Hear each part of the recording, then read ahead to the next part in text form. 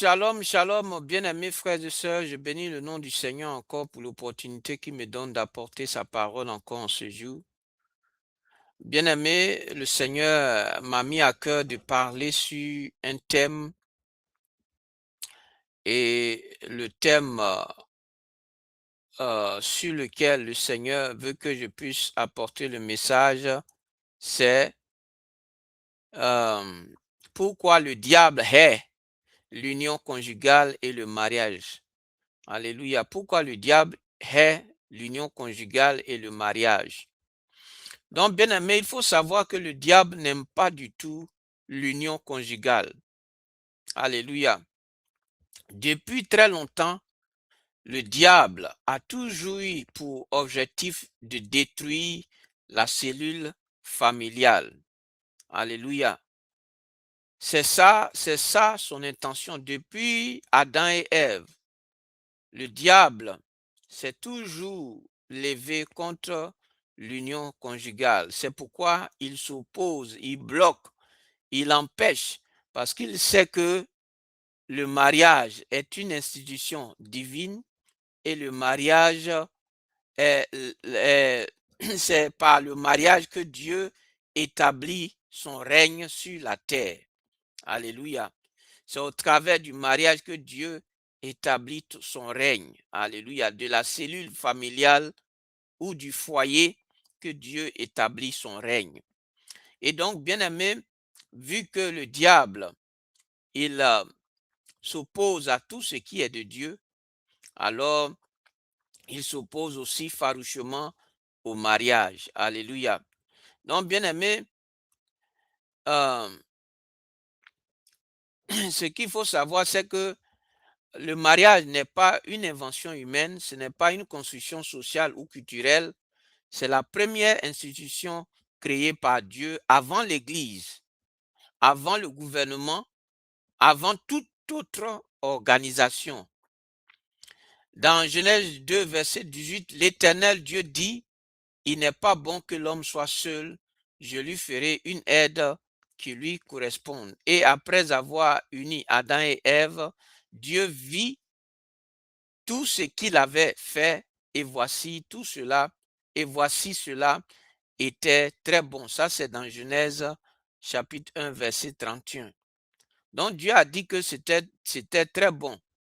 Alléluia. Donc, bien aimé, ce n'est pas une coïncidence. Hein, ce n'est pas une coïncidence que Satan s'attaque au foyer. Satan a compris dès le commencement ce que représentait le mariage et il est entré immédiatement en guerre contre le mariage. Alléluia. Donc, bien aimé, je vais donner quelques raisons pour lesquelles le diable hait le foyer et il hait l'union conjugale. Donc, bien aimé, si dans ton foyer ou s'il y a une opposition à ton mariage, c'est parce que le diable connaît. Il sait que ton union, hein, ta vie de couple ou ton union conjugale va permettre aussi au règne de Dieu de s'établir sur la terre pleinement. Et donc, le diable ne voulant pas cela, va s'opposer à ton mariage, va s'opposer à tout ce qui est union, alléluia, dans le foyer, ou je veux dire union conjugale. Donc, bien aimé, la première raison, c'est parce que le mariage est l'image de Christ et de l'Église. Alléluia. Le mariage, je vais donner quelques raisons. Et la première raison, c'est parce que le mariage est l'image de Christ et de l'Église. Voici la raison la plus profonde et la moins connue. Il est dit dans Éphésiens chapitre 5, verset 25 à 32, Marie, aimez vos femmes comme Christ a aimé l'Église et s'est livré lui-même pour elle. Alléluia. Ce mystère est grand.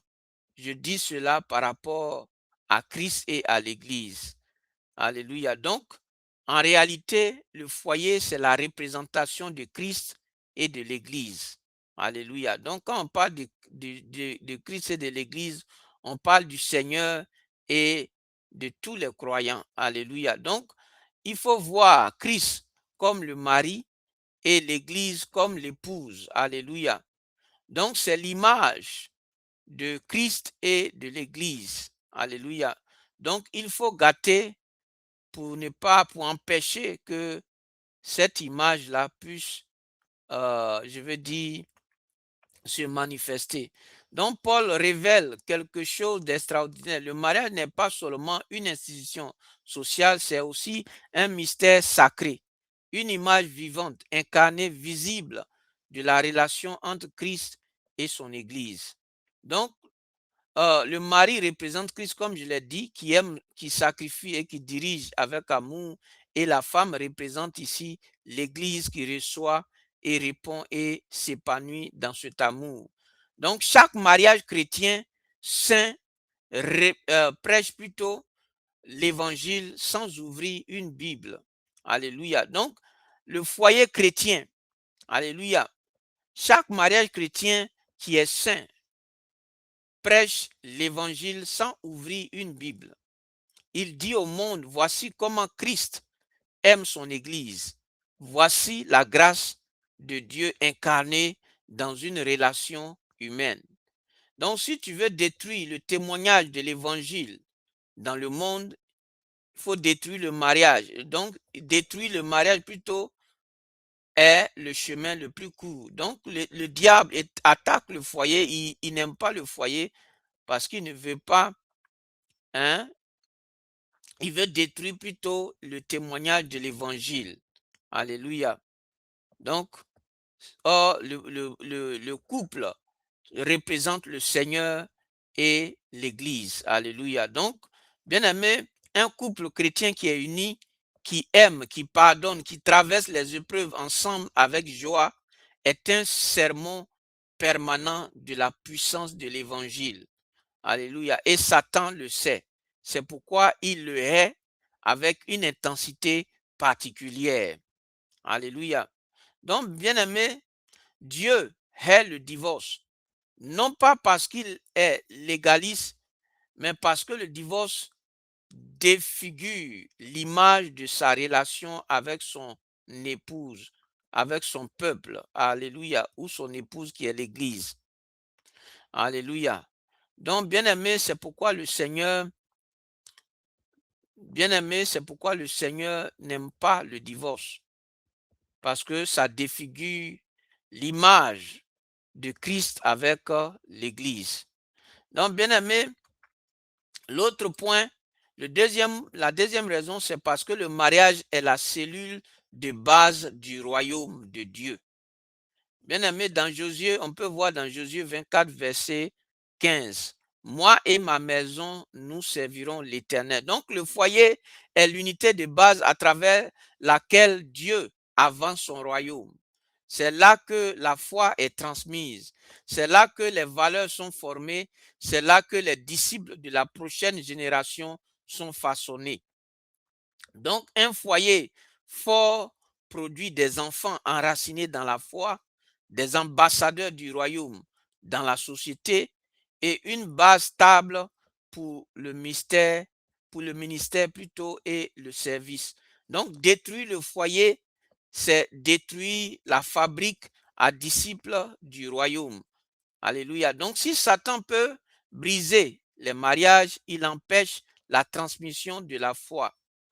Si les pères et les mères sont séparés, blessés, en guerre, les enfants grandissent sans fondement, sans modèle, sans encre. Alléluia. Dans Malachie chapitre 4, verset 6, il tournera le cœur des pères vers leurs enfants et le cœur des enfants vers leur père. Donc l'unité du foyer, père, mère, enfant, est si centrale au plan de Dieu que la dernière prophétie de l'Ancien Testament, y est consacrée. Donc, bien aimé, il faut comprendre ça. Troisième raison, c'est parce que le mariage produit une descendance pour Dieu. Alléluia. Dans Malachie 2, verset 15, n'est-ce pas lui qui les a faits en qui demeure un reste de l'esprit, et qu'attend-il de vous? Une postérité de Dieu. Alléluia. Donc Dieu attend du mariage une postérité qui lui appartient. Pas seulement des enfants biologiques, mais des enfants élevés dans la connaissance de Dieu, consacrés à son service, prêts à avancer son royaume. Donc Satan calcule à long terme.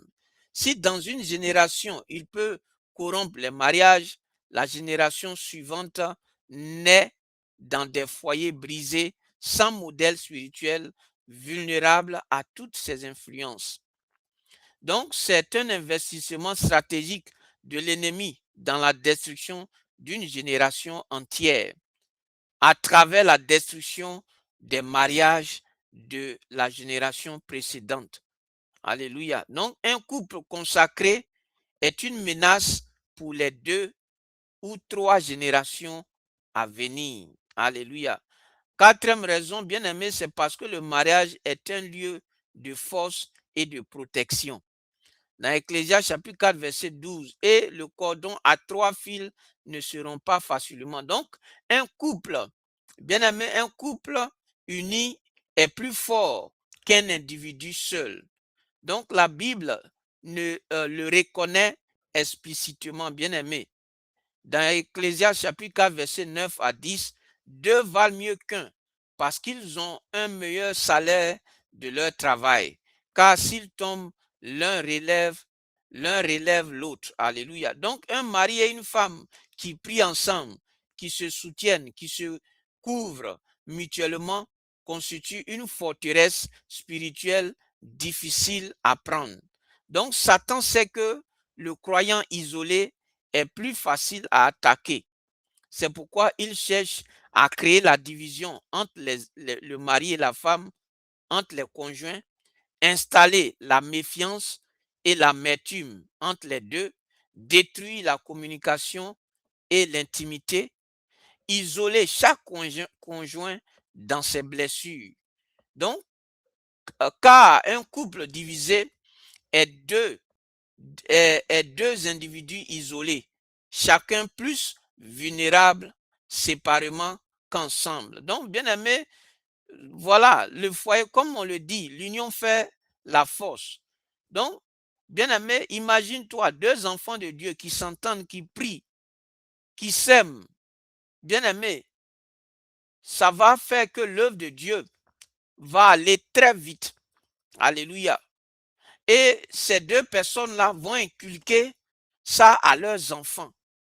Et donc, les enfants encore vont poursuivre. Quand les parents ne seront plus là, les enfants vont poursuivre ce que les parents ont commencé. Alléluia. Donc, quand le diable voit ça, il voit son royaume menacé. Et c'est pourquoi il veut coûte que coûte détruire la cellule familiale, mettre la division entre papa et maman, amener la séparation pour que, oui, pour que son royaume ne soit pas menacé. Alléluia. Parce que des enfants de Dieu unis, qui craignent Dieu, qui obéissent à Dieu, qui inculquent leurs enfants, qui, je veux dire, enseignent leurs enfants dans les choses de Dieu, sont un danger pour le diable. Donc, comment il faut faire pour diviser? Comment il faut faire pour empêcher que cette union-là puisse se passer? Alléluia. Donc, il faut envoyer tout ce que j'ai eu à dire, la méfiance, l'amertume, les soupçons, et tout ça dans le seul but de diviser, de gâcher le foyer et d'empêcher que le règne de Dieu ou que la volonté de Dieu s'accomplisse sur la terre.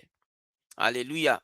Donc, bien aimé, la 5e raison, c'est que les stratégies concrètes du diable contre le mariage. Je vais parler des stratégies concrètes du diable contre le mariage.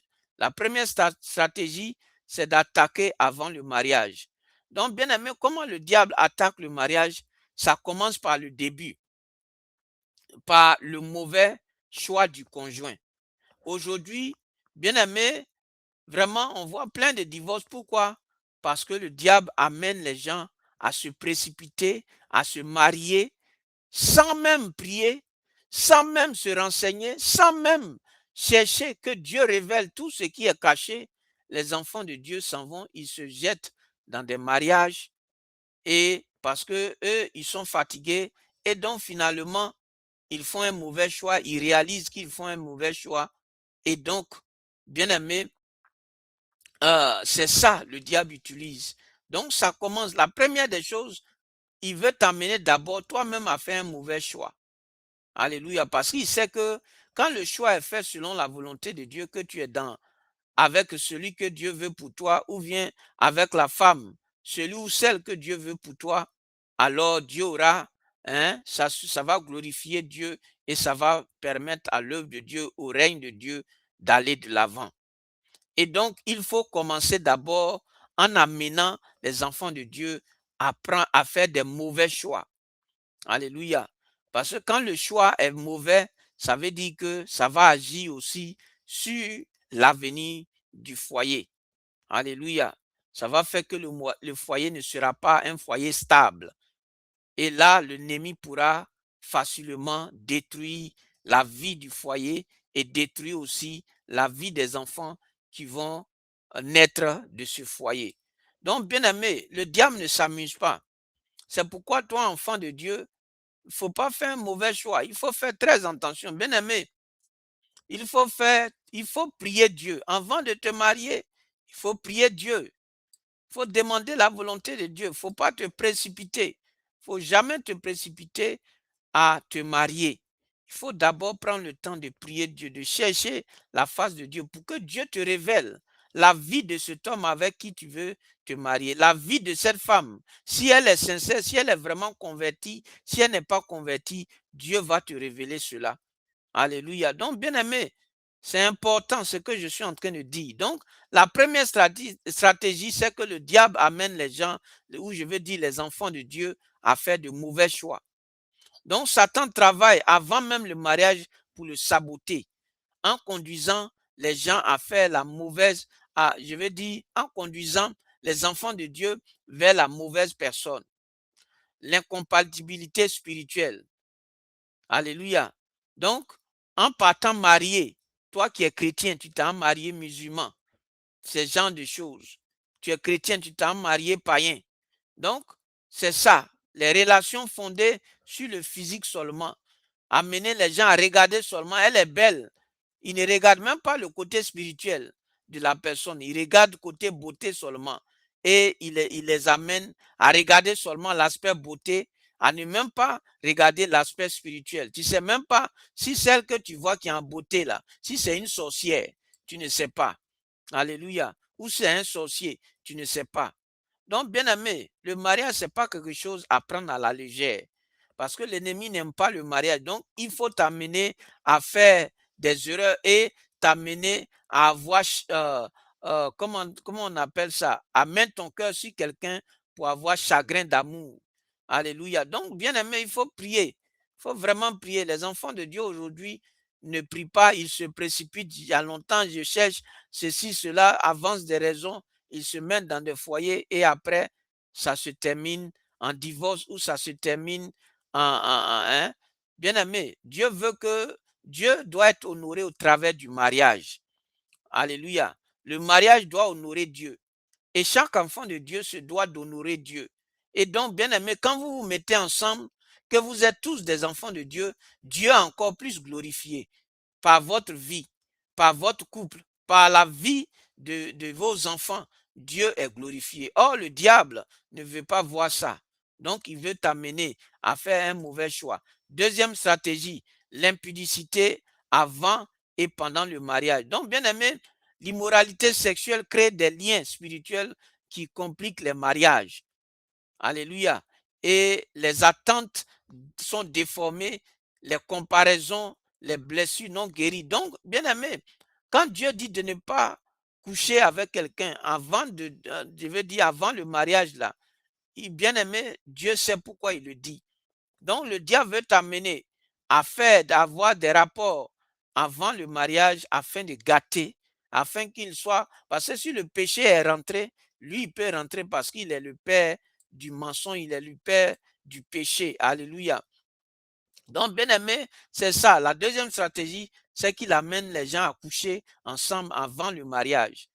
Alléluia. Parce qu'ils veulent gâter, ça veut dire que dès le début, il faut qu'ils gâtent l'union du mariage en amenant les gens à avoir des rapports sexuels en dehors du mariage. Bien aimé, il y a aussi l'amertume et le refus de pardonner. Le mariage, hein, est une rencontre de deux personnes imparfaites. Les blessures sont inévitables et Satan transforme chaque blessure en une rancœur qui grandit et infecte et finit par empoisonner tout. Donc, bien aimé, même quand tu es marié, c'est pas encore fini. Même si vous êtes bien marié, c'est pas encore fini parce que le diable va amener des problèmes. Il va avoir des histoires pour que tu puisses t'énerver, tu puisses garder des rancunes. Or, si tu gardes rancune là, ça ouvre des portes au diable. Dans le foyer, quand la femme a quelque chose dans le cœur contre son mari ou le mari contre sa femme, ça devient déjà une porte ouverte au diable pour venir gâcher le foyer. Donc, il faut créer des histoires dans le seul but d'amener l'amertume, le refus de pardonner, afin que lui puisse avoir, ça puisse ouvrir des portes et que lui puisse avoir des portes pour rentrer. Alléluia. La quatrième stratégie, bien aimée, c'est, hein, les tiers, les interférences. Comme on le dit, je vais parler ici des interférences extérieures. Parents trop présents, ex qui reste dans le décor. Donc tout ça, tout ami qui alimente les conflits, tout ça, bien aimé, on voit ça aujourd'hui. Parents qui est dans le foyer, amis qui s'ingèrent dans le foyer, hein, des personnes qui ne sont pas supposées intervenir dans le foyer, s'immiscent dans le foyer. Et c'est ce que le diable veut. Parce que son seul but, c'est d'envoyer palabres, c'est d'envoyer des histoires dans le seul but de gâter l'union conjugale. Donc, bien aimé, je finis dessus pour dire que, bien aimé, le foyer est très, très, très important aux yeux de Dieu. Et c'est au travers du foyer que le règne de Dieu s'établit sur la terre. Et donc, qu'est-ce que l'ennemi fait? Il n'aime pas le foyer parce qu'il ne veut pas que le règne de Dieu puisse venir sur la terre au travers du couple, au travers de l'union conjugale. Donc, il faut gâcher le foyer, il faut s'attaquer au foyer, il faut, hein, faire en sorte que le foyer soit divisé, que le mari soit fâché, que la femme soit fâchée et que le foyer soit gâté et que vous ne puissiez pas prier ensemble. Parce que quand vous priez ensemble, c'est une force et une force qui fait avancer l'œuvre de Dieu. Et donc, puisque le diable ne veut pas que l'œuvre de Dieu puisse avancer, il faut créer tous les problèmes possibles dans le foyer. Donc, bien aimé, toi qui es marié, vraiment, il faut prier pour ton foyer. Alléluia. Toi qui es marié, il faut prier pour ton foyer. Toi qui n'es pas marié, il faut prier avant de te marier. Demande la direction de Dieu. Alléluia. Donc, bien aimé, que Dieu te bénisse, que Dieu t'aide et médite sur ces paroles-là afin que tu aies un foyer solide qui soit pour la gloire de Dieu. Alléluia. Que Dieu te bénisse. Shalom.